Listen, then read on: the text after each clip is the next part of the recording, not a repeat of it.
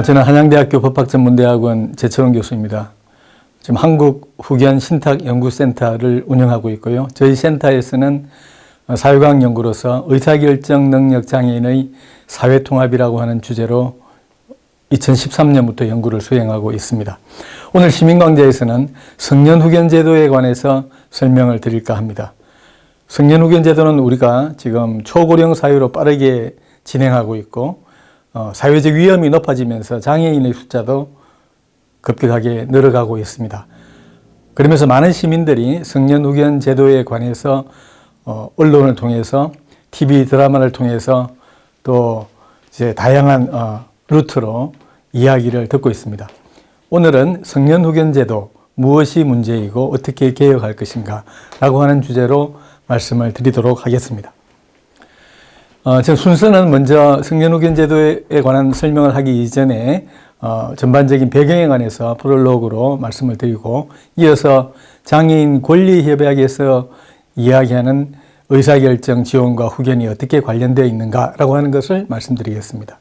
그리고 난 다음에 후견제도를 이해하는 데서 우리 시민들 사이에서 많은 오해가 있습니다. 이 부분에 관해서 언급을 하도록 하겠습니다. 그리고 후견제도를 이용할 때 유의해야 될 점들이 굉장히 많이 있습니다. 이것은 양면의 칼과 같은 것이어서 잘못 사용하게 될 때는 매우 위험한 제도가 될 수가 있습니다. 후견인으로 선임된 사람은 어떤 자세로 활동을 해야 되는가라고 하는 것을 그 다음에 말씀을 드리고 후견제도가 앞으로 어떻게 개혁되면 좋을까를 끝으로 말씀을 드리도록 하겠습니다. 먼저 성년후견제도의 이미지에 대해서 우리 일반 시민들이 생각하시는 것들을 한번 생각을 해보면요. 먼저 신격호 회장님께서 지금은 돌아가셨죠. 한정후견이 개시되면서 일반 국민들 사이에 널리 알려졌습니다. 최근에는 PD수첩에서 윤정희 씨 사건이 보도가 되기도 했었죠. 그러면서 또 후견인들이 권한을 남용하는 사건들이 언론을 통해서 많이 알려지기 시작을 했습니다. 지금 말씀드린 이 사건들은 상당히 부정적인 이미지들이 강한 것들이죠. 그리고 일반적으로 생각할 때는 중증 정신질환자나 발달장애인, 치매 어르신을 돌보는 사람으로서 성년후견인의 이미지를 갖고 있습니다. 우리나라의 성년후견 제도의 유형에는 4가지가 있는데요. 먼저 성년후견이라고 하는 유형이 있습니다. 이것은 과거의 금치산 선고와 비슷한 건데요. 금치산 선고를 받으면은 저희들 같은 법률가들은 법적인 사망 선고를 받았다라고 이야기를 합니다. 성년후견이 개시가 되면은 법적인 사망 선고를 받은 것과 매우 유사합니다. 다만 과거의 금치산과 차이는 자신의 신상에 관해서는 스스로 결정할 수 있기 때문에 법적으로 죽기 조금 전이다. 죽기 한 2, 3년 전 정도의 상태로 들어간다라고 보면 될 것 같습니다. 한정후견은 과거의 한정치산과 상당히 유사한데요. 한정치산은 성인인데도 불구하고 미성년자처럼 취급하는 것입니다. 지금 한정후견의 경우에는 종래의 한정치산 선고를 받은 사람들과는 차이가 있습니다. 한정후견인의 대리권은 법원에서 일일이 열거해서 정하게 됩니다. 그렇기 때문에 스스로 할 수 있는 일들이 훨씬 더 많아질 수가 있겠죠. 그리고 한정후견 선고를 받은 사람의 경우에도 스스로 법률행위를 할 때 후견인이 그 법률행위를 취소할 수는 없습니다. 법률행위라는 말이 상당히 어려울 수 있는데요. 우리가 계약을 생각을 해보면은 한정후견 선고를 받은 사람이 계약을 체결할 때 후견인이 과거와 같은 경우에는 취소할 수가 있었는데 지금은 법원에서 특별한 권한을 부여받지 않으면 취소할 수가 없습니다. 새로운 후견 유형으로 2013년 새롭게 등장한 것은 특성후견이라고 하는 유형입니다. 이 유형은 단기간 동안 피후견인, 후견을 받아야 되는 사람을 대리하거나 그 사람의 의사결정을 지원하는 역할을 하는 후견인입니다. 그리고 또 새로운 유형으로 본인이 판단 능력이 문제가 없을 때 미리 자신의 후견인을 정하는 임의후견이라고 하는 제도가 있습니다. 이 임의후견을 이용을 하게 되면 가정법원에서 한정후견 감독인을 선임을 하게 되면 그때부터 후견인이 활동을 하게 됩니다. 자, 이런 후견 제도가 얼마나 이용되고 있는가 한번 통계를 한번 정리해 봤습니다. 새로운 성년 후견 제도는 2013년 7월부터 시행이 됐는데요. 2014년부터 통계를 보면 2020년까지 약 성년 후견이 3만 4천 건 가까이가 신청이 되고 2만 3천 건 정도가 인용이 되었습니다. 한정 후견은 4천 건 정도가 신청이 되어서 3천 건이 인용이 되었고, 특정 후견은 마찬가지로 3천 건 정도가 신청이 되어서 2,700건 정도가 인용이 되었습니다. 이미 후견은 지금 개시된 게 없다라고 이야기할 수가 있겠죠. 전체적으로 보면은 약 4만 명 가까이 되는 후견인이 활동을 하고 있다라고 짐작할 수가 있겠습니다. 우리가 새로운 성년 후견 제도를 도입하기 이전에 금치산자, 한정치산 제도를 운영하고 있었는데요. 그때는 수십 년 동안 후견인으로 승인된 사람이 5,000명 내지 6,000명 정도밖에 되지 않았습니다. 그때하고 비교해 보면은 굉장히 많은 숫자가 지금 후견 제도를 이용하고 있다라고 말씀드릴 수 있겠죠. 조만간 10만 명을 넘는 것은 멀지 않은 장래의 일일 것입니다. 성년 후견 제도를 이해하게 될 때는 뭔가 이 백그라운드, 배경을 좀 이해할 필요가 있습니다. 우리가 성인이 되면, 19살이 되면은 그때부터 스스로 결정하고 자기 결정에 대해서 책임을 져야 합니다. 자신이 결정한다라고 하는 것은 자신의 신상, 그러니까 자기의 몸이죠. 그리고 자기의 재산에 대해서 스스로 결정을 하게 되는 것입니다. 그런데 자기 결정권을 행사할 수 없는 성인이 있을 수가 있는데요. 이런 성인의 경우에는 타인으로부터 물건이나 서비스를 제공받으려고 한다면은 우리가 계약을 체결해서 물건도 받고 서비스도 받고 이렇게 하지 않겠습니까? 그런데 그 계약 자체가 효력이 없게 됩니다. 그러니까 자기 결정권을 행사할 수 없는 사람들의 경우에는 사회생활을 하기가 어렵겠죠.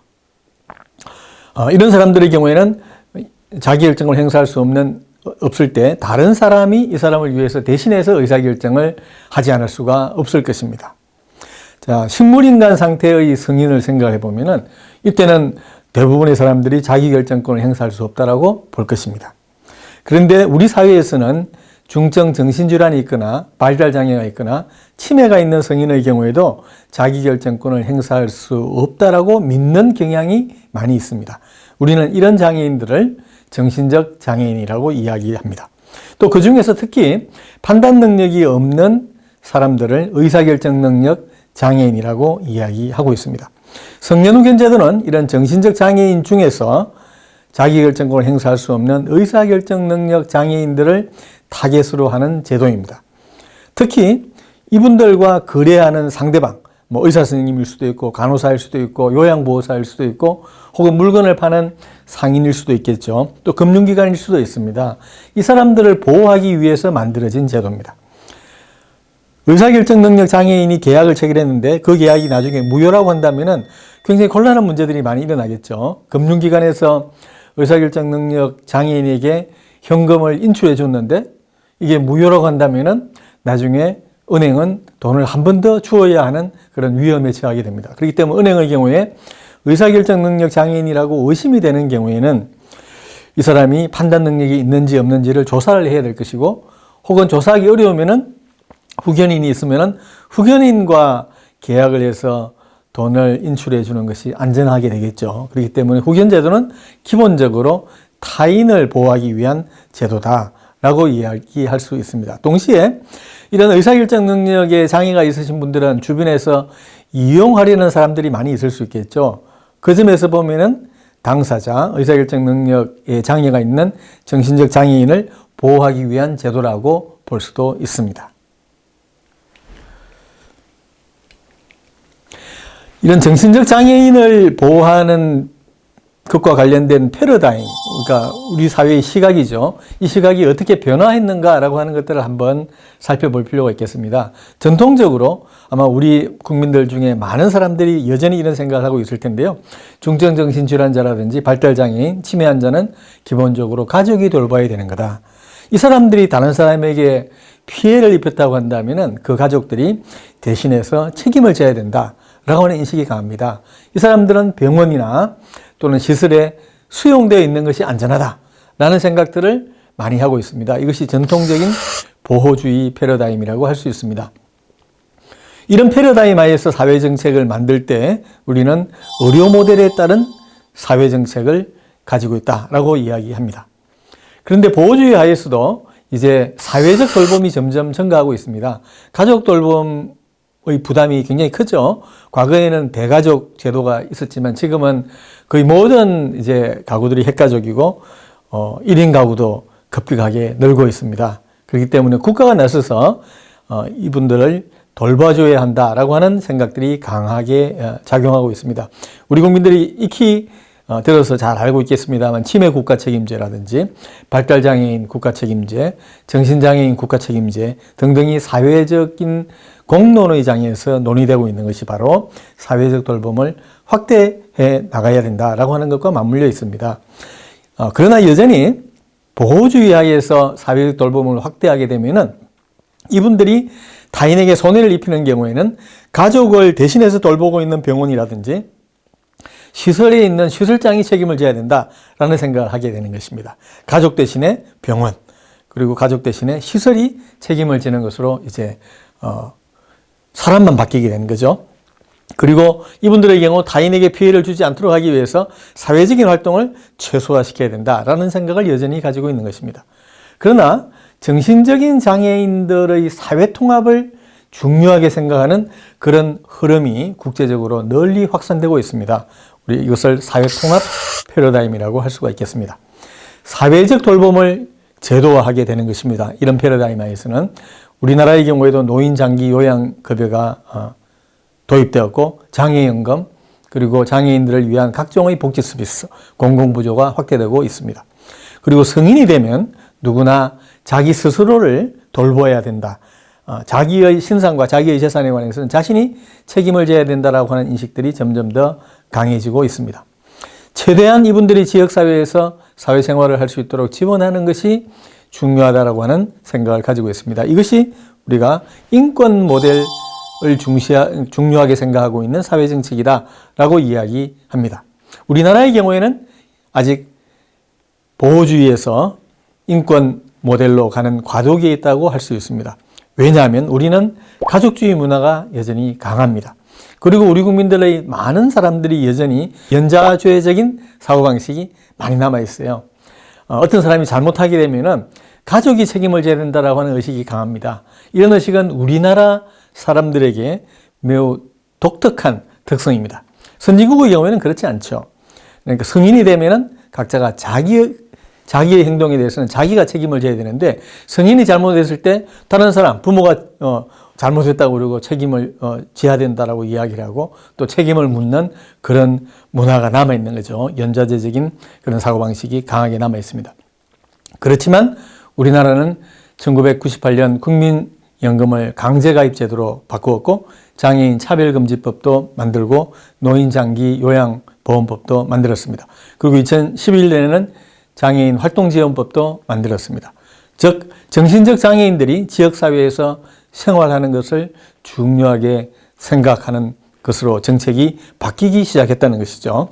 특히 우리나라는 2008년 장애인 권리협약을 비준함으로써 정신적 장애인의 인권 보장을 사회정책의 핵심으로 삼아야 할 국제법상의 의무를 부담하고 있습니다. 장애인 권리협약에서는 성년후견 제도를 폐지하라고 이야기하고 있습니다. 정신적 장애인들, 특히 의사결정 능력에 장애가 있는 분들이 시민사회에서 생활하기 위해서는 후견이 아니라고 하더라도 굉장히 다양한 수단들이 있습니다. 일반 국민들이 대리라고 하는 말들은 굉장히 잘 알고 있을 것입니다. 대리운전도 있고요. 대리시험도 있고 뭐 각종 대리라는 말 많이 쓰죠. 그리고 일상생활에서 보면은 우리가 계약을 체결할 때 본인이 직접 나가기 어려울 때 대리인을 활용을 해서 계약을 하는 경우들이 많이 있죠. 이게 대리권입니다. 이 대리권은 우리가 일상생활에서 많이 쓰는 대리권은 한 번만 쓰는 것입니다. 일회적인 대리권이죠. 그러나 이 대리권을 계속해서 지속적으로 쓰는 그런 대리권을 우리는 지속적 대리권이라고 합니다. 의사결정 능력 장애인이 지속적 대리인을 정해놓았다고 한다면은 그분들이 의사결정을 대신해서 함으로써 후견 없이도 사회생활을 하는데 큰 장애가 없을 수가 있습니다. 그리고 특히 재산과 관련해서는 자기의 재산을 금융기관이라든지 믿을 수 있는 사람에게 미리 맡겨놓는 것들이 가능합니다. 신탁이라고 하죠. 우리 발달장애인들을 위해서는 한국자폐인사랑협회에서 발달장애인 공공신탁제도가 이용되고 있고, 그리고 국민연금공단에서는 아마도 내년부터 발달장애인을 위한 재산관리 지원 서비스를 시범적으로 도입해서 실험을 해볼 예정으로 알고 있습니다. 이렇게 되면 이것이 바로 신탁입니다. 재산을 다른 사람이 맡겨서 그 사람이 관리를 하면서 재산을 사용할 수 있도록 지원한다는 것입니다. 그리고 그 이외에도 우리 주변에서 보면은 뭔가 공식적이지는 않지만 비공식적으로 의사결정을 대신하는 경우들이 굉장히 많이 있습니다. 그리고 이런 제도를 활용하기 어려운 경우에 법정 대리인을 선임하게 되는 거죠. 법정 대리인이 후견인입니다. 성년 후견은 이런 법정 대리인을 선임하는 거죠. 그러니까 정신적 장애인이 의사결정 능력이 없거나 또는 다른 사람이 없다라고 믿는 경우에도 후견을 이용하지 않고도 지속적 대리권을 이용할 수도 있고 신탁을 이용할 수도 있고, 그 밖에 비공식적인 의사결정 대행자들을 활용할 수가 있겠습니다. 후견인이 하는 일들은 어떤 것이냐? 후견인의 경우에는 사회적 돌봄의 증가로 인해서 지금 각종의 사회 서비스들이 많이 이용 가능하게 되었습니다. 그렇기 때문에 후견인은 이런 돌봄 서비스를 연계하는 역할을 하는 것입니다. 본인이 직접 돌봐주는 역할을 하는 것은 아니라고 하는 것이죠. 가령 노인 장기 요양보험법에 따라서 장기 요양 서비스를 이용할 수 있게끔 지원하는 것, 계획을 세워서 지원하는 것, 이런 것들이 이제 후견인이 하는 일이겠죠. 그리고 의사결정 능력에 장애가 있는 분들의 재산을 관리하는 역할을 할 수가 있습니다. 그 밖에 불가결한 의사결정을 또 대신하는 것도 후견인이 하는 일들입니다. 의사결정 능력 장애인의 의사결정을 지원하는 선진국의 예는 어떤가를 한번 살펴보면 우리가 여러 가지 점에서 시사점을 얻을 수가 있습니다. 영국 가운데서 잉글랜드는 우리와 인구가 굉장히 비슷합니다. 한 5천만 명이 조금 넘죠. 인구 수준은 우리나라하고 굉장히 유사한데요. 영국에서는 지속적 대리권을 등록해서 이용하고 있는 사람이 약 540만 명이 됩니다. 우리의 성년 후견 제도와 유사한 법정 후견 제도를 이용하고 있는 사람은 5만 8천 명 정도가 됩니다. 100분의 1만이 후견 제도를 이용하고 있는 것이죠. 100분의 99는 지속적 대리권을 이용을 하고 있습니다. 그 밖에 신탁이라든지 여타 비공식적인 의사결정 대행제도, 의사결정 지원제도와 유사한 독립의사결정 지원자 등의 제도들이 있습니다. 독일의 경우에도 지속적 대리권을 등록하거나 미리 의사 선생님의 치료와 관련해서 자신의 의사를 미리 이렇게 표시해 놓는 경우들이 많이 있거든요. 그걸 우리는 사전 의료 지시서라고 이야기합니다. 이런 사전 의료 지시서를 활용하고 있는 사람들이 독일의 경우에는 약 480만 명이 지속적 대리권을 등록해 두고 있고 350만 건의 사전 의료 지시서가 등록되어 있습니다. 독일은 인구가 8,600만 명 정도 되니까 우리보다 많기는 하죠. 그렇지만 굉장히 많은 수의 사람들이 후견이 아니라 지속적 대리권이나 사전 의료 지시서를 활용하고 있습니다. 법정 후견인을 이제 활용하고 있는 사람들의 경우에는 약 한 120만 명 정도가 됩니다. 독일은 이런 제도가 굉장히 활발하게 이용되고 있는 것이죠. 일본의 경우에는 우리의 성년 후견 제도와 유사한 후견 제도가 있는데 법정 후견을 이용하고 있는 사람이 약 한 23만 명 정도가 됩니다. 임의 후견은 2,600건 정도가 이용되고 있습니다. 그 밖에 일상생활에서의 이제 생활 지원 서비스가 사회복지 법인을 중심으로 해서 활발하게 이용되고 있습니다. 후견 제도를 이해하는 데 있어서 우리가 이제 뭔가 오해할 수 있는 부분들이 많이 있습니다. 이 부분에 관해서 그러니까 일반 국민들께서 잘못 생각하고 있는 부분들이 많이 있는데요. 이 부분을 좀 설명을 드리도록 하겠습니다. 치매가 있거나 발달장애 또 정신장애가 있으면 후견이 필요한 것이 아닌가 이렇게 생각하는 분들이 굉장히 많이 있습니다. 그러나 정신적 장애가 있다고 해서 후견이 필요한 것은 아닙니다. 후견이 필요한 이유는 뭔가 처리해야 될 법적인 사무가 있어야 합니다. 법적인 사무 중에서 특히 이제 중요한 법적인 사무들이 있겠죠. 가령 부동산을 사고 판다든지 혹은 상속재산을 서로 나눈다든지 이렇게 중요한 재산적인 처분을 해야 될 때 정신적 장애인이 판단 능력이 없다라고 주변에서 자꾸 이야기를 하고 있습니다. 이럴 때는 뭔가 후견이 필요할 수가 있겠죠. 그러나 법적인 사무를 처리해야 될 필요가 있다고 하더라도 미리 그 사무에 대해서 본인이 준비를 해둔 경우들이 있을 수가 있습니다. 치매가 있을 때 치매 진단을 받으면은 초기 치매의 경우에는 의사결정을 하는데 전혀 장애가 없습니다. 이럴 때 미리 공정정수로 대리권을 부여해서 지속적 대리권이죠. 지속적 대리권을 부여해서 그 대리인에게 대리 권한을 주었다고 한다면은 대리인은 자신의 권한 범위 내에서 후견을 개시하지 않고도 법적인 사무를 처리해 줄 수가 있습니다. 2018년 기준 영국의 경우 지속적 대리권 등록을 한 사람이 310만 명 정도가 된다고 이야기했죠. 2020년에는 앞서 있는 슬라이드에서는 한 500만 명 정도가 이용을 하고 있습니다. 급격하게 증가하고 있는 거죠. 고령화 사회일 뿐만 아니라 사회가 위험하기 때문에 그렇습니다. 언제 사고가 나서 판단 능력에 이제 문제가 있을 수 있는 가능성이 있기 때문에 등록한 사람들이 굉장히 늘고 있습니다. 의사결정을 내용으로 한 사무를 처리할 필요가 없는 경우, 가령 중증 치매 어르신에 대해서 돌봄 서비스를 받으면 되는 이런 경우들이 있을 수 있겠죠. 이런 경우에는 후견이 필요 없습니다. 치매 어르신이 가령 돌봄 서비스를 받기 위해서는 가지고 있는 집을 팔아야 된다거나 혹은 이사를 가기 위해서 집을 다른 사람에게 쇠를 놓아야 된다든지 등등 이런 일이 있을 때는 후견이 필요할 수 있겠죠. 그러지 않고 가령 요양 서비스를 받는 것이 주된 일이라고 한다면 후견은 거의 필요가 없습니다. 그리고 치매 환자나 발달장애인들의 경우에는 우리가 흔히 평생 돌봄이 필요한 사람이다. 발달장애인의 경우 그렇게 이야기를 많이 하죠. 치매 어르신의 경우에도 중등도가 되거나 중증으로 가게 되면 지속적인 돌봄이 필요합니다. 지속적인 돌봄이 필요한 것과 후견이 필요한 것은 전혀 다른 문제입니다. 그래서 지금 우리 치매 어르신들에 대해서 보건복지부에서 치매 공공후견 사업을 하고 있고요. 발달장애인을 위해서 발달장애인 공공후견 사업을 하고 있습니다. 이분들에게는 특정 후견 서비스를 제공하고 있습니다. 그러나 일반인들의 경우에는 치매나 발달장애가 있으면 지속적으로 뭔가 돌봐야 되는 한정후견이나 성년후견이 필요한 것이 아닌가라고 이야기할 수가 있습니다. 그거는 그렇지가 않습니다. 그래서 일반 국민들 가운데서 법원에 가서 우리가 대법원에서 성년후견 제도에 대해서 홍보를 많이 하기 때문에 성년후견 제도를 이용하러 왔습니다 라고 이야기를 하면은 그냥 법원에서는 성년후견을 신청하는가 보다 라고 해서 그것에 관련된 서류를 주는 경우들이 많이 있습니다. 그건 굉장히 위험한 것이죠. 치매 어르신이나 또 발달장애인의 경우에도 처리해야 될 법적인 사무가 무엇인가를 먼저 판단을 해보고 난 다음에 그 사무 처리에 가령 기간이 한 1년이면 충분하다라고 한다면 한정후견이나 성년후견을 이용하지 말고 특정후견을 이용하는 것이 바람직합니다.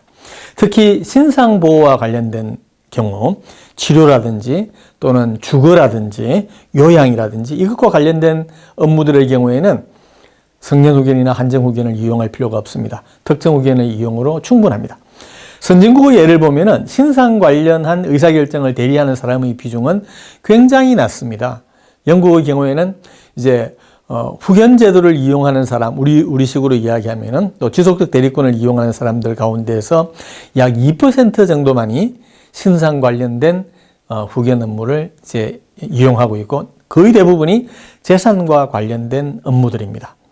그렇기 때문에 신상 보호에 주된 초점이 있는 후견 제도의 경우에는 성년후견이나 한정후견을 이용할 필요가 없습니다. 그리고 후견이 필요한 대부분의 사안은 항상 유의해야 될 부분은 처리해야 될 재산상의 사무가 지금 당장 있느냐 혹은 가까운 장래 1년, 2년 이내에 그런 사무가 있을 건가 라고 하는 걸 예측을 해서 그 사무의 처리에 있어서 다른 사람이 치매 어르신이라든지 발달장애인의 판단 능력을 믿기가 어렵다라는 그런 의심을 가질 만한 사안이라고 한다면 그때 이제 후견을 이용하면 됩니다. 그리고 저소득층이라든지 가족이 없는 치매 환자들을 위한 재산관리 목적의 후견을 할 때는 성년후견이나 한정후견을 할 필요가 없고 지금 공공후견 서비스와 마찬가지로 특정 후견에 국한된 그런 이제 서비스를 이용하는 것이 바람직합니다. 또 일부 장애인 단체의 경우에는 장애인 권리협약 제12조에서 보면은 의사결정 지원제도로 전환하고 장애인을 대신해서 의사결정을 하는 후견제도를 폐지하라라고 이야기를 하고 있습니다. 그렇기 때문에 장애인 권리협약을 고려하면 후견은 해서는 안 되는 것이 아닌가라고 하는 생각을 하는 분들도 적지 않습니다. 치매 환자나 발달장애인도 스스로 결정하도록 해야 되는 것이 아니냐라는 이야기들을 하기도 합니다. 그러나 후견이라고 하는 용어가 중요한 것이 아니라 장애인 권리협약에서 의사결정을 지원해라라고 하는 그 정신이 무엇인가, 그 원칙이 무엇인가 라고 하는데 좀 더 차관점을 두고 생각을 할 필요가 있습니다. 우리 국민들이 치매 어르신이나 또 발달장애인, 또 중증의 정신질환자와 의사소통을 하는 것이 원활한 사람들이라고 한다면 후견은 필요가 없을 것입니다. 우리 사회가 인간적인 사람들로 구성되어 있다고 한다면 후견은 필요 없을 것입니다. 그러나 우리 사회는 굉장히 바쁘게 돌아가는 사회죠. 다른 사람을 이해하기 위한 노력을 잘 하지 않습니다. 이런 사회에서는 상대방을 보호하기 위해서라도 어떤 때는 후견인이 필요할 수가 있습니다. 자, 후견 제도를 이제 이용을 할 때 유의해야 될 점이 무엇인가를 먼저 생각해 볼 필요가 있습니다. 우리가 흔히 정신적 장애인들의 경우는 좀 위험한 게 아닌가라는 이런 생각들을 하기가 쉽습니다.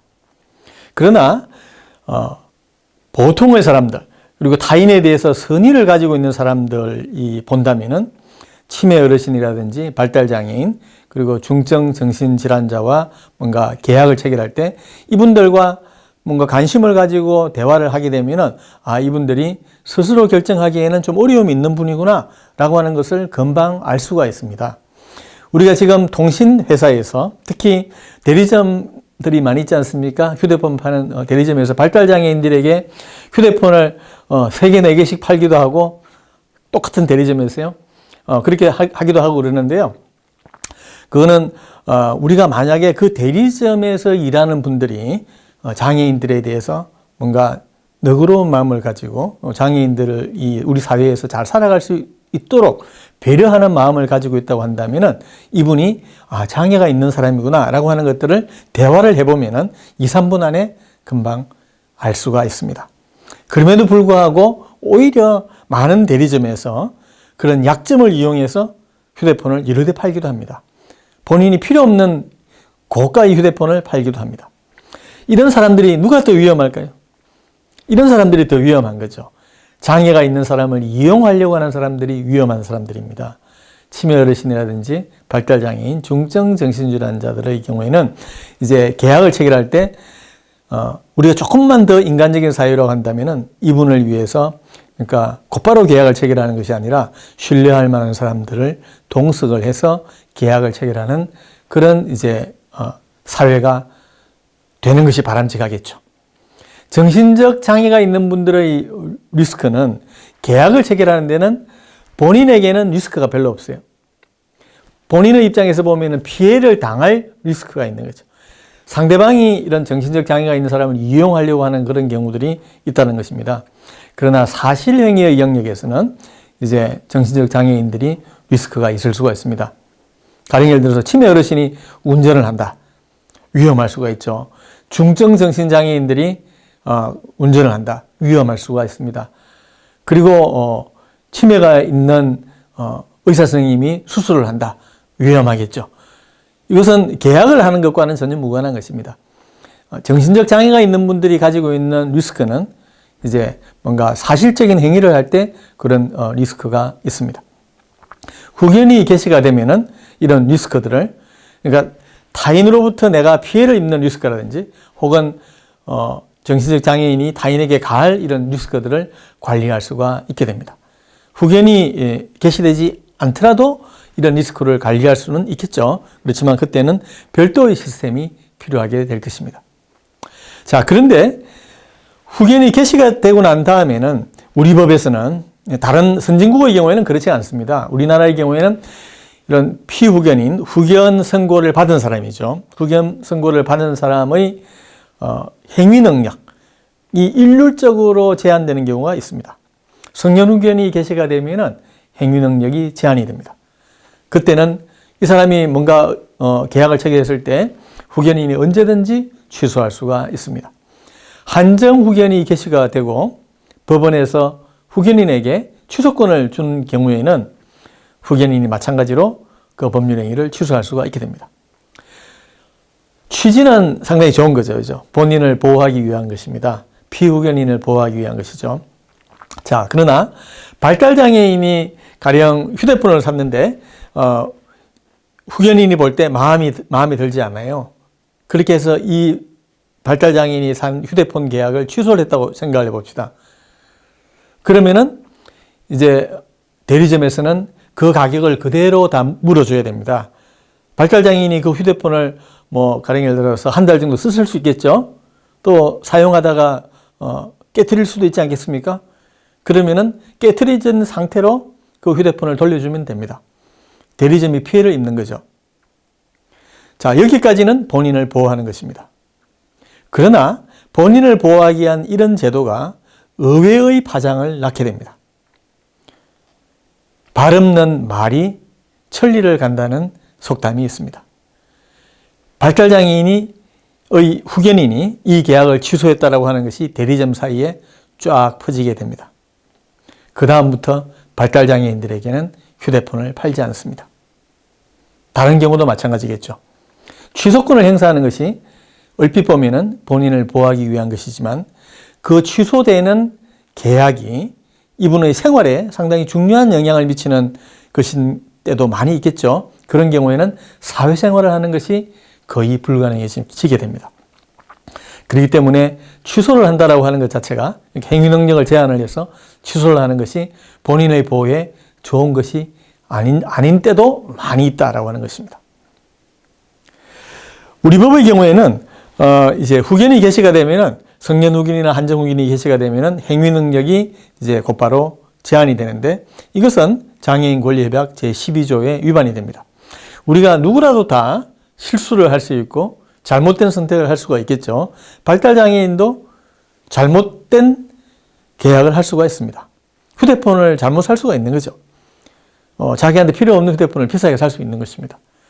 그거를 취소하는 것이 취소해서 본인을 보호해 주는 것이 반드시 좋은 것은 아닙니다. 그것이 왜 잘못되었는가를 교육하는 것도 발달장애인을 위해서는 굉장히 중요한 것이죠.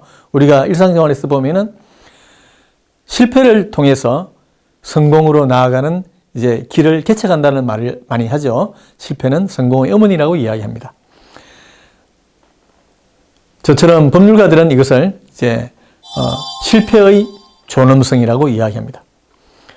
실패를 하는 것도 인간의 존엄성과 밀접한 관련이 있다고 하는 것이죠.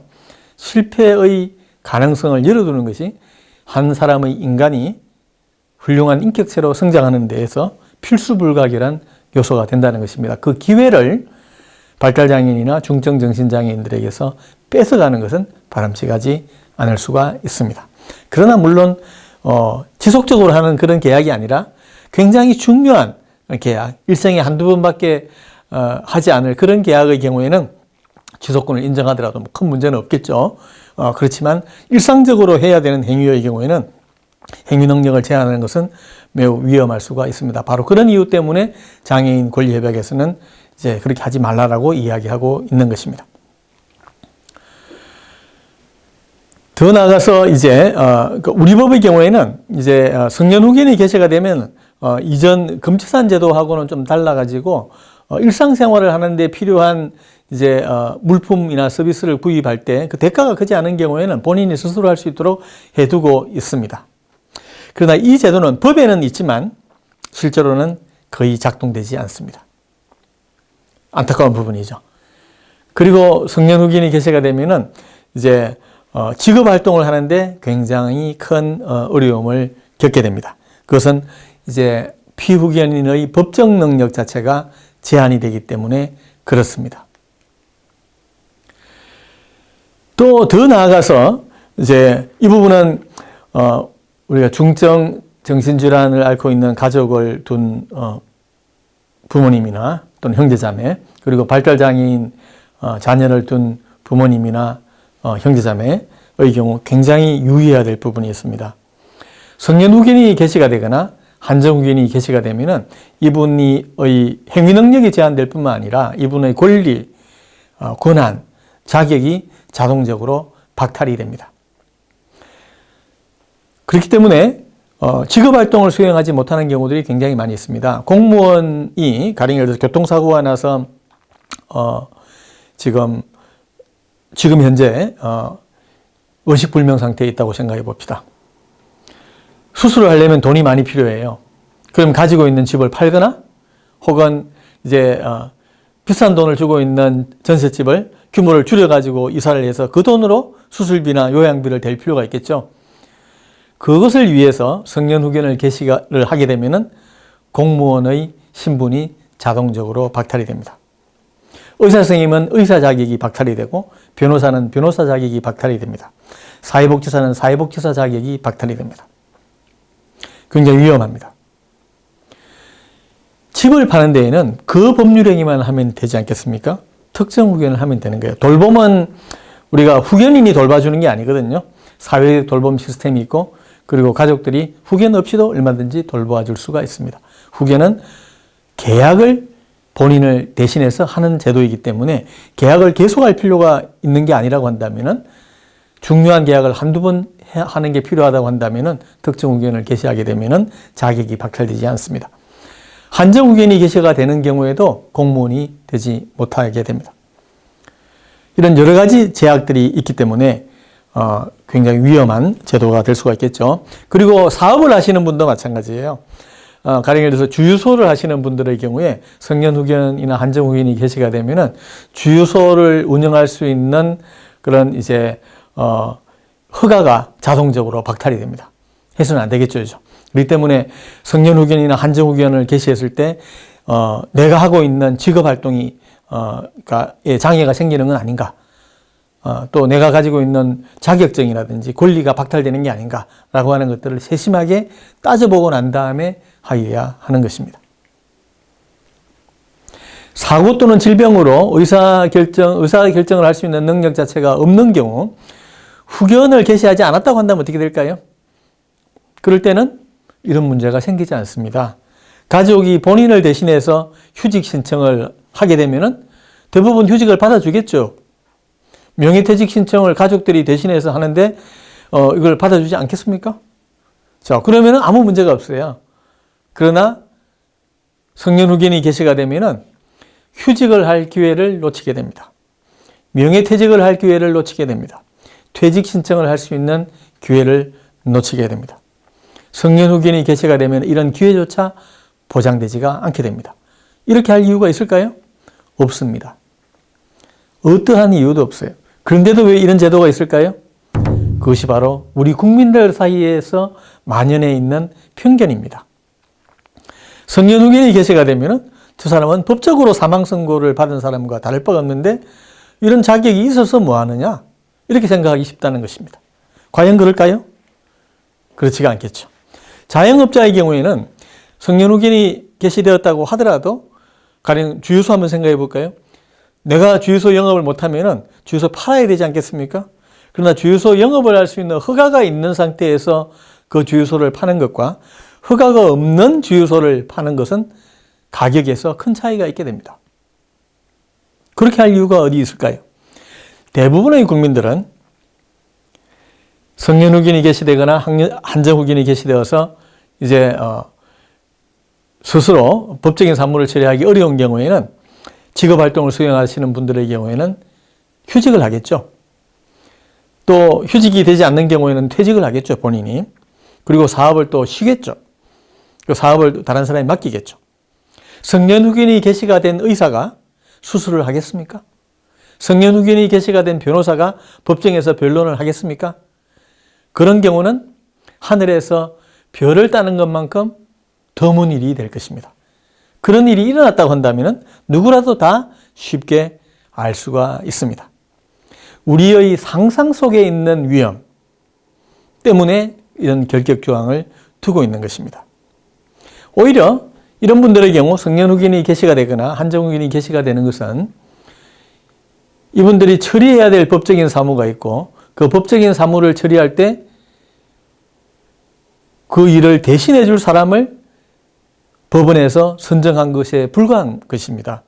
그런데 그 이유 때문에 자격 자체를 박탈하고 혹은 신분 자체를 박탈할 그런 이유는 없겠죠. 우리가 오히려 이런 경우에는 가령 지금 병원에 누워 있다고 한다면은 그러니까 회복할 수 있는 가능성이 있다고 볼 수도 있기 때문에 완전 사람을 포기할 수가 없지 않겠습니까? 그렇기 때문에 휴직을 이렇게 권하는 것이 훨씬 더 인간적인 사회가 될 것입니다. 그리고 이제 휴직 기간을 우리 공무원들의 경우는 대개 한 2년 정도를 줍니다. 2년이 아니라고 하더라도 근데 6개월 정도 휴직 기간을 두어서 일반 직장의 경우에 그래도 회복의 가능성이 없으면 그때 퇴직을 하도록 퇴직 신청을 받으면 됩니다. 사회복지기관에서 일하고 있는 사회복지사의 경우도 마찬가지겠죠. 그런 사람들의 경우 굳이 사회복지사 자격을 박탈시킬 이유가 어디 있겠습니까? 사회복지사 자격을 받기 위해서는 대학을 졸업을 해야 되고 또 1급 자격을 가지기 위해서는 또 그만큼 더 노력을 해서 시험에 합격을 해야 됩니다. 거기에 많은 공이 들었습니다.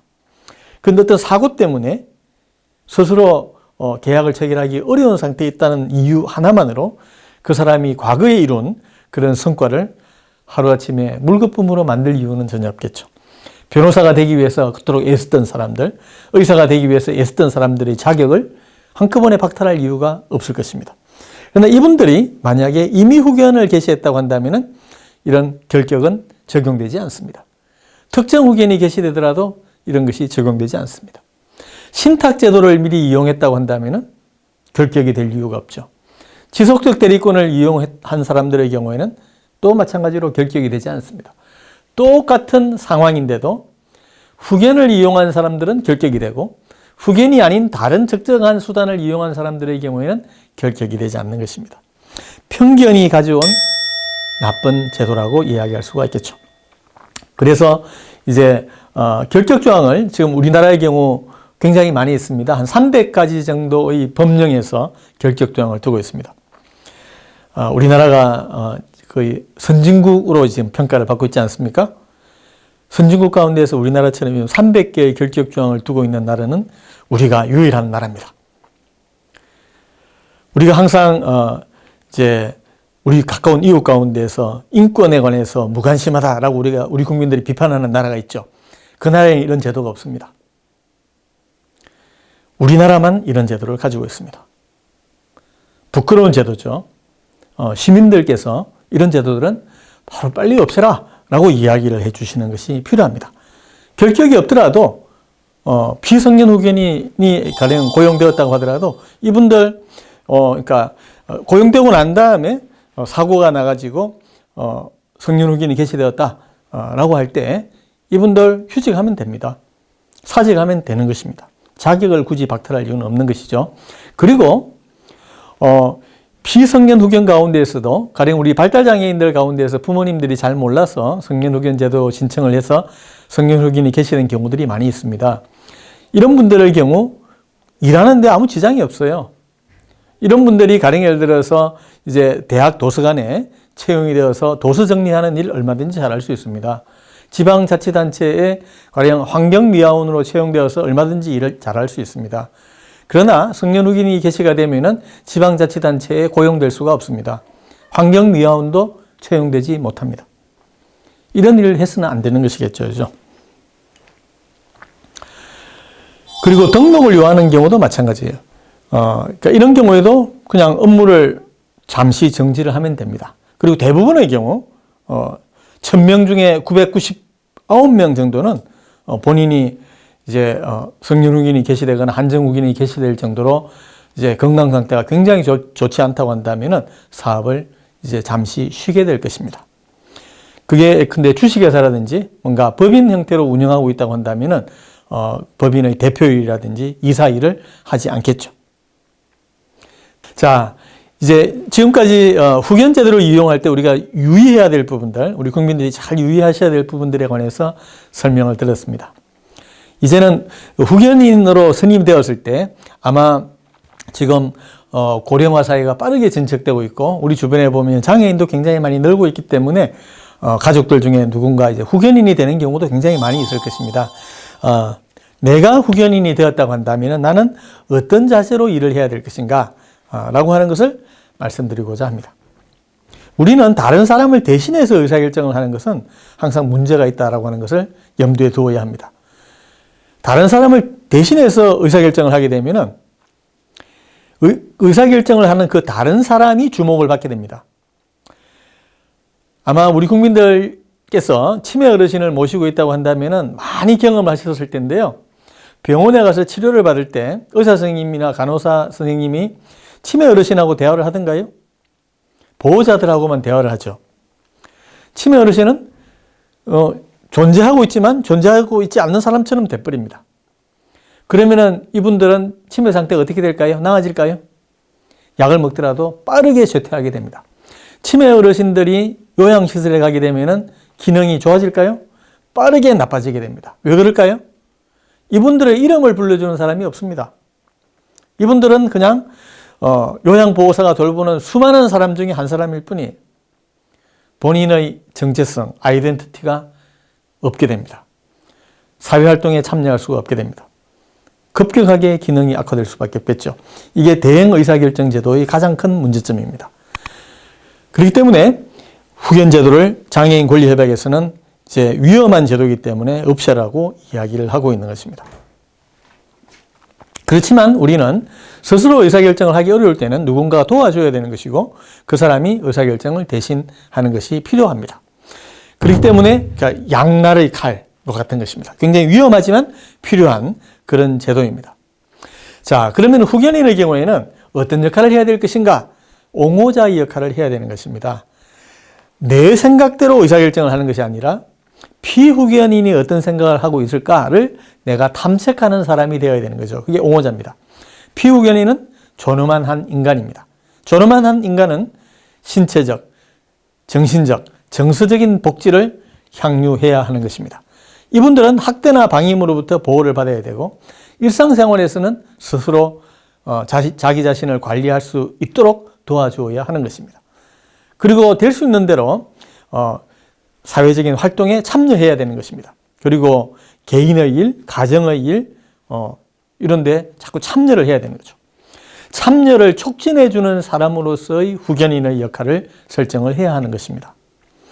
이 사람의 참여를 사회생활의 참여, 가족생활과 사회생활 참여를 배제하고 후견인이 앞에 나서서 하는 것이 아니라 이 사람이 참여하도록 지원하는 사람으로서의 역할을 해야 되는 것입니다. 중증 치매에 걸리더라도 사회에 기여할 수 있는 것들이 많이 있습니다. 발달장애인들도 사회에 기여할 부분들이 많이 있습니다. 중증 정신질환자들의 경우도 사회에 기여할 부분들이 많이 있습니다. 그분들이 가지고 있는 잠재력을 최대한 발휘할 수 있도록 지원하는 업무를 후견인이 해야 할 것입니다. 그러니까 후견인은 의사결정을 지원하는 사람의 역할을 해야 된다는 것이죠. 가령 해서 의사 선생님이나 간호사 선생님이 바쁘기 때문에 후견인에게 이야기를 하게 되면은 후견인이 피후견인에게 이거는 어떻게 생각하느냐. 의사 선생님이 이렇게 설명을 하는데 이제 공공 씨의 생각은 어떤가요? 라고 이렇게 질문을 함으로써 주변 사람들이 이 사람이 결정을 하는 주체구나. 후견인은 일종의 통역자구나. 라고 하는 인식을 갖게끔 이제 그런 역할을 해야 되는 거죠. 이게 바로 옹호자의 역할입니다. 의사결정을, 본인의 의사결정을 지원하는. 그런데 이 사람이 표현하는 어떤 말이라든지 표현하는 감정을 다른 사람이 이해하는 것이 쉽지 않을 수가 있습니다. 그것을 번역해주는 사람, 통역해주는 사람으로서의 후견인의 역할을 설정하는 것이 바람직하다고 생각됩니다. 의사 능력이 전혀 없는 경우도 있을 수가 있겠죠. 그렇죠? 우리가 식물인간 상태에 있거나 굉장히 중증인 치매 어르신들의 경우에는 의사 능력이 없다라고 볼 수도 있습니다. 이럴 때는 어떤 역할을 해야 되는가라고 하는 것이 문제가 됩니다. 특히 이 부분은 우리가 이제 치매 공공후견제도나 발달장애인 공공후견제도를 이용하는 경우, 공공후견인의 경우에는 우리 발달장애인이나 치매 어르신과 친족 관계에 있는 분들이 아니고 시민들인데요. 이분들이 발달장애인이나 치매 어르신을 잘 모를 수가 있지 않습니까? 의사소통이 잘 되지 않아요. 그러면 후견인이 해야 될 일은 이 사람이 어떤 이제 히스토리를 가지고 있는지 조사를 해서 이 사람이 이제 어떤 바램을 가지고 있고 어떤 감정을 가지고 있고 어떤 가치관을 가지고 살아왔을까? 그리고 과거 그리고 지금 어떤 욕구를 가지고 있을까를 조사하는 역할을 해야 하는 것입니다.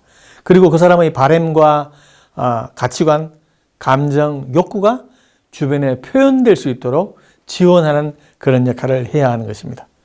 그러니까 법적인 권한 자체는 대리를 할 수 있는 권한을 가지고 있지만 실질적인 역할은 옹호자의 역할, 의사결정을 지원하는 사람으로서의 역할을 해 주어야 한다는 것입니다.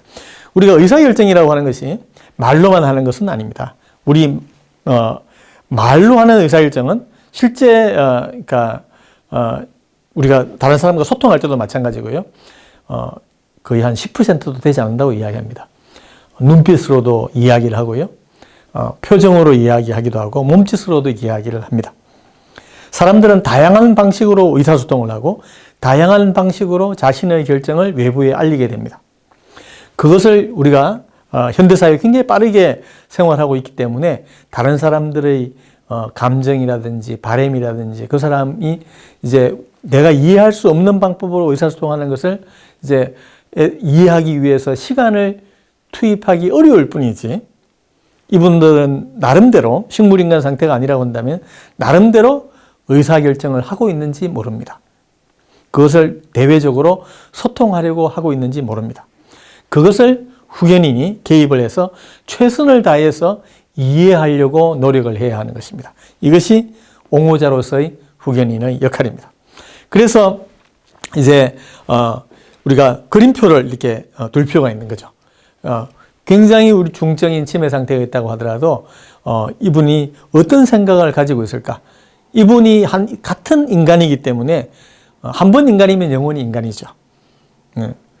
그 인간으로서의 가치를 존중하기 위해서 이제 내가 해야 될 역할은 무엇일까? 그리고 저분은 어떤 생각을 하고 있을까? 저분이 뭘 바라고 있을까? 라고 하는 것들을 이제 말풍선으로 해서 채워 넣는 역할들을 하는 것이 의사결정 지원이라고 이야기할 수 있겠습니다. 자, 이제 끝으로 후견제도가 어떻게 개혁되는 것이 바람직할 것인가에 관해서 말씀을 드리도록 하겠습니다. 우리가 성년후견 제도의 경우에는 금치산 제도라든지 한정치산 제도와는 완전히 다른 제도입니다. 성년후견 제도가 도입될 때 2013년 7월 1일부터 시행이 되었는데요. 그때 우리는 이미 장애인 권리협약을 비준을 했습니다. 그리고 장애인 권리협약에서 이야기하는 의사결정 지원제도로서 후견제도를 활용하겠다라고 정부가 이야기를 했습니다. 그렇기 때문에 후견제도는 의사결정 지원 서비스로서 제공되어야 하는 것입니다. 발달장애인이라든지 중증정신질환자, 치매 어르신들의 생각을 그분들의 바램과 감정을 대외적으로 표출하도록 촉진시키고 표출된 생각과 바램, 감정을 해석하고 전달하는 역할을 후견인이 해야 하는 것입니다. 이렇게 함으로써 이분들이 사회활동에 참여하도록 하는 것이 굉장히 중요한 부분입니다. 이런 이제 중증 정신적 장애인들의 의사결정이라든지 의사소통을 이해할 수 있는 사람들은 사실 많지는 않습니다. 그렇기 때문에 후견인이 해야 될 역할은 이 사람들이 이제 기본적으로 어떤 바램과 감정 선호도를 표현하고 있는가를 이해할 수 있는 사람, 그런 시스템이나 구조를 주변에 만드는 역할을 후견인이 해야 되겠죠. 그리고 그런 시스템이 만들어지게 되면 후견은 종료해도 전혀 문제가 없습니다. 재산 관리만 이제 문제가 된다고 한다면은 우리 지금 사회복지 관련법에서 있는 대리수령자 제도라든지 통장관리인 제도라든지 기타 발달장애인 재산관리 지원 서비스라든지 이런 것을 통해서도 얼마든지 재산관리는 할 수가 있습니다. 그러나 이분들의 의사가 이분들의 바램, 감정, 선호도가 잘 표출이 되지 않습니다. 그리고 표현을 했을 때 그걸 이해하는 사람들이 적습니다.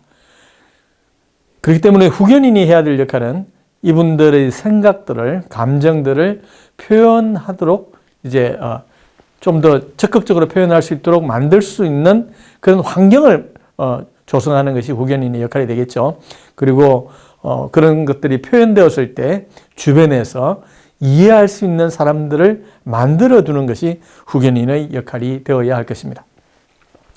자, 이렇게 된다면 의사결정 지원을 하는 후견인은 기본적으로 아마추어들이 하기에는 좀 어렵습니다. 그렇기 때문에 전문가로 구성되어 있는 후견법인에서 후견 서비스를 제공하는 것이 바람직할 것입니다. 지금 현재 전문가 후견인이라고 하는 그런 제도들이 있는데요. 여기에 변호사라든지 또는 법무사라든지 사회복지사라든지 이런 분들이 활동을 하고 있습니다. 변호사나 법무사와 같은 경우에는 단기간에 이제 법적으로 처리해야 될 복잡한 문제가 있을 때 단기간 활용하는 것이 바람직하겠죠. 왜냐하면 이분들은 전문가이기는 하지만 기본적으로 보수 자체가 굉장히 비싸기 때문에 이분들이 길게 후견 서비스를 제공하는 것은 바람직하지 않을 것입니다. 그런데 사회복지사들의 경우에는 이제 이런 장애인들과 의사소통을 하는 것을 전문으로 하고 있고 그리고 거기에 대해서 훈련들을 많이 받습니다. 그렇기 때문에 이제 사회복지사 중심으로 되어 있는 전문가, 의사결정을 지원하는 전문가로 구성되어 있는 후견법인에서 후견 서비스를 제공하는 것이 훨씬 더 바람직할 것이라고 봅니다. 이런 전문성이라고 하는 것은 이제 그러니까 이 정신질환에 관한 전문성이라든지 치매에 관한 전문성이라든지 발달장애인에 관한 전문성보다는 당사자들의 삶에 대한 근거가 있는 정보에 접근하고 또 그걸 잘 해석할 수 있는 전문성이 더 중요합니다. 그 점에서 보면은 인간에 대한 이해도가 있는 사람들이 필요하겠죠. 그러니까 단순한 사회복지사보다는 인간을 이해하고 사람의 욕구와 그의 어떤 표출되어 있는 감정을 잘 해석할 수 있는 그와 같은 이제 부분에서 전문성이 요구된다고 볼 수 있습니다. 특히 정신적 장애에 대한 인권 기반의 이해가 중요한 부분이 될 수가 있습니다. 또 치료와 돌봄과 관련되어 있는 법이라든지 의사결정이라든지 또는 대리와 관련된 법, 인간 중심의 돌봄과 치료가 어떤 것인가에 대한 이해가 있는 사람이어야 할 것입니다. 그래서 후견이라고 하는 것은 기본적으로 인권 기반의 돌봄과 치료에 전문성이 있고 그 전문성을 계속해서 시켜 나가려고 하는 그런 전업 실무자들이 제공하는 것이 바람직할 것이다 라고 생각합니다. 그렇다면은 후견이라고 하는 것은 이제 특히 치료와 요양 또 재활, 회복 등이 필요한 이런 정신적 장애인들이 사회보다 더 적극적으로 참여할 수 있는 역할을 해주는 사람, 사회 참여를 촉진할 수 있는 매개자의 역할을 하는 것이 필요하다고 생각이 됩니다. 그 점에서 본다면 후견은 법률 서비스라기보다는 후견 제도 자체는 법에 다 있습니다. 그렇지만 법률 서비스라기보다는 사회 서비스로서 제공하는 것이 바람직합니다. 전통적으로 우리나라에서는 많은 사람들이 후견은 이거는 법률 서비스라고 생각을 했습니다. 그래서 국민들께서도 후견, 전문적인 후견인이 좀 필요하다라고 생각하면 대개 보면은 법무사라든지 또는 변호사를 찾는 경우들이 있는데요. 그러니까 이건 그런 법률 서비스라기보다는 사회 서비스로서 생각하는 것이 이제 후견이 필요한 정신적 장애인들에게 훨씬 더 많은 도움이 될 수가 있습니다. 사회 서비스로서 후견을 제공하게 될 때에는 본인의 행위 능력을 제한하는 것은 불필요한 것입니다. 그리고 이제 특히 본인이 표시한 의사라든지 바람이라든지 선호도에 법적인 효력을 부여할 수 있도록 하는 것을 후견의 본질로 삼아야 하는 것입니다. 오늘날 대다수의 선진국에서 후견제도를 개혁하고 있는데요. 후견제도 개혁에서의 핵심이 바로 본인의 바람과 선호도에 법적인 효력을 부여하기 위한 방법들을 강구하고 있습니다. 특히 후견은 후견인이라고 하는 개인이 피후견인을 돌봐주는 그런 제도가 아니기 때문에 의사결정을 지원하는 그런 제도라고 본다면은 이제 공공후견이 훨씬 더 많이 확대가 되어야 되겠죠. 그리고 이런 공공후견의 경우에는 우리 사회보장법에서 이야기하는 사회 서비스로서 제공되는 것이 필요할 것입니다. 특히 이제 장애인 권리협약 제12조를 이제 우리 법관들도 존중하여야 하는 것입니다. 장애인 권리협약 제12조의 경우에는 모든 사람은 법 앞에서 평등하다. 그리고 이제 모든 장애인들이 법적인 능력을 행사할 수 있도록 지원해 주어야 하는 것이다. 법적인 능력을 제한하거나 박탈해서는 안 되고 법적인 능력을 행사할 수 있도록 지원해 줘야 된다라고 이야기합니다. 그리고 지원을 할 때에는 이제 본인의 이제 바램과 선호도가 최대한 존중될 수 있는 방법으로 지원을 해야 되는 것이다 라고 규정하고 있는 것이 12조입니다. 이 12조는 정신적 능력, 의사결정 능력의 장애가 있다는 이유로 행위 능력을 제한하거나 자격을 박탈해서는 안 된다라고 이야기하는 거죠. 그리고 의사결정 지원을 할 때는 개인 상황에 맞춘 것이어야 됩니다. 개인 사정에 맞는 것이어야 되고 최단 기간 동안만 제공해야 되고 최단 기간 동안 제공하더라도 정기적으로 행정적 또는 사법적 점검을 받도록 해야 된다라고 12조에서 규정을 하고 있습니다. 현재 우리 시스템에서는 장애인 권리협약에서 이제 유엔과 소통하는 기관은 보건복지부가 하고 있습니다. 그런데 이제 보건복지부가 이 공공후견 제도를 지금 이용을 하고 있는데 이 공공후견 제도 이용에 있어서 법원도 똑같이 이제 책임을 져야 되는 것이죠. 그래서 우리가 3권 분립되어 있다고 하더라도 국제적인 관계에서는 분립되어 있는 3권에 해당되는 사람들이 한 몸으로서 그 의무를 준수할 수 있도록 해야 되는 것이고 우리 국내법을 운용할 때 국제법과 위반되지 않는 방법으로 이제 해석하고 운용하는 것이 법관의 책임이다라고 하는 점을 유의할 필요가 있을 것이라고 봅니다. 그 점에서 본다면은 후견제도는 이제 상당히 많은 개혁이 필요합니다. 무엇보다도 장애인 권리협약 12조에 부합되게끔 운영을 해야 되는 것입니다. 의사결정 능력 장애인들의 행위 능력을 박탈하거나 제한하는 제도로서 후견제도를 운영하면 안 됩니다. 그리고 지금 현재는 후견이 개시가 되면은 가정법원에서 후견인을 선임하고 가정법원에서 그 후견인을 감독하게 됩니다. 이건 3권 분립의 정신에 반하는 것입니다. 심판을 하는 기관과 감독을 하는 기관은 달라야 됩니다. 그렇기 때문에 오늘날 선진국의 경우에는 법원에서 후견인을 선임하더라도 감독은 행정청에서 되게 합니다. 영국의 경우에도 공공후견인 행정청이 있고요. 미국의 많은 주에도 공공후견인 관청들이 있습니다. 이런 관청들은 대부분 법원이 아니라 이제 보건복지부 혹은 법무부 산하 기관입니다. 이런 감독 기능은 기본적으로 행정 기능이기 때문에 법원이 해서는 안 된다라고 이야기할 수 있겠죠.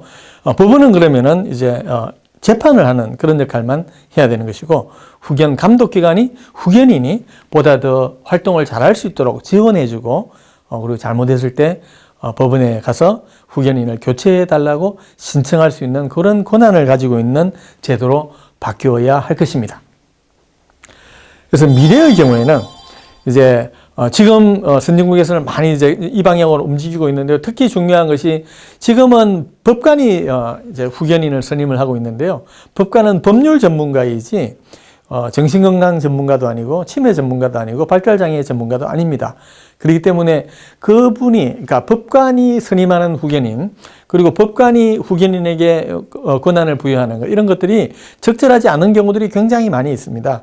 그렇기 때문에 오늘날에는 특별한 위원회에서 후견인을 선임을 하고 있습니다. 그 위원회는 기본적으로 법률가와 그리고 이제 의료진 그리고 이제 권익공호를 하는 사람이나 사회복지를 하는 분 이렇게 세 사람 정도로 이게 구성되어 있는 위원회에서 후견인을 선임을 하고 있습니다. 호주라든지 이제 아일랜드의 후견 개혁 입법에서도 그와 같은 이제 제안들을 했고 스위스, 홍콩 등 많은 나라에서 이제 법원이 아니라 특별한 위원회에서 후견인을 선임하고 감독기관으로부터 이의가 제기되었을 때 판단을 하는 그런 역할을 하고 있습니다. 별도의 기관이 필요하다고 할 때는 후견제도를 운영할 때 후견인이 선임되더라도 행위 능력이 제한되지 않고 자격이나 권리, 권한이 박탈되지 않는 것을 전제하겠죠. 그렇기 때문에 지금과 같이 이제 성년후견이나 한정후견이 개시가 되면 결격이 되고 혹은 행위 능력이 제한되는 제도는 근본적으로 없어져야 하는 것입니다. 그리고 감독과 심판기관을 분리하는 새로운 제도로 바뀌어야 할 것이라고 봅니다. 이렇게 되면은 이런 제도의 개혁 하에서 이제 의사결정을 지원해야만 우리가 빠르게 초고령화되어 가고 있는 사회, 그리고 장애인들이 점점 늘어나고 있는 사회에 보다 더 효과적으로 대응할 수 있을 것이라고 생각이 됩니다. 자, 이것으로 시민강좌 제 강의는 마치도록 하겠습니다. 경청해 주셔서 감사합니다.